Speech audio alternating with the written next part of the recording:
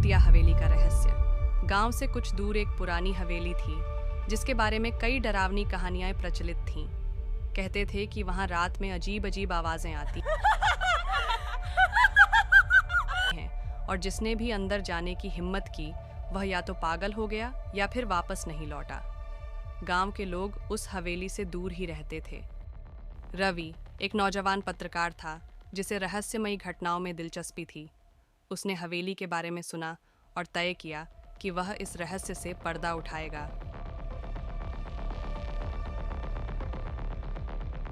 गांव वालों ने उसे बहुत समझाया लेकिन वह नहीं माना और अपने दोस्त अजय के साथ एक रात हवेली में जाने का निश्चय किया।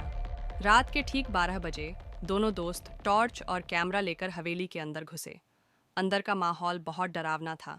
दीवारों पर जाले थे, हर तरफ धूल जमी थी और हवा में सड़ांध भरी थी। जैसे ही उन्होंने अंदर कदम रखा, उन्हें लगा कि कोई उन्हें देख रहा है। अचानक हवा का तेज झोंका आया और दरवाजा जोर से बंद हो गया। अजय डर गया और बोला, रवि, हमें वापस चलना चाहिए। लेकिन रवि उत्सुक था और आगे बढ़ने लगा। तभी उन्हें सीढ़ियों के पास एक परछाई दिखाई दी। वह हिल रही थी लेकिन कोई शरीर नहीं था और रवि ने कांपते हुए कैमरा उस दिशा में घुमा दिया।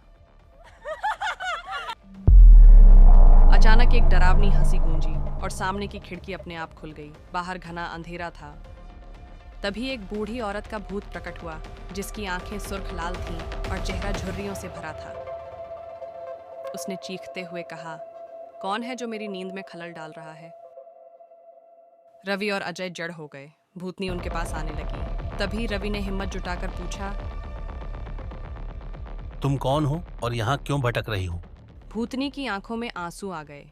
उसने बताया कि वह इस हवेली की मालकिन थी, लेकिन कई साल पहले उसके लालची रिश्तेदारों ने उसे मारकर उसकी दौलत हड़प ली। उसकी आत्मा अब तक न्याय के लिए भटक रही थी।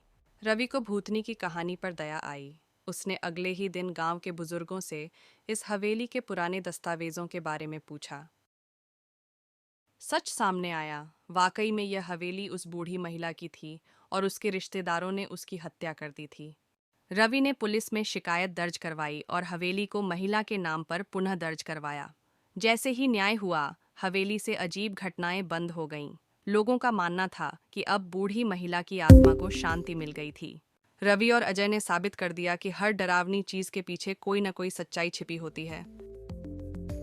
गांव वालों ने हवेली को फिर से बसाने का फैसला किया और वह जगह अब डर के लिए नहीं, बल्कि हिम्मत और सच्चाई के लिए जानी जाने लगी।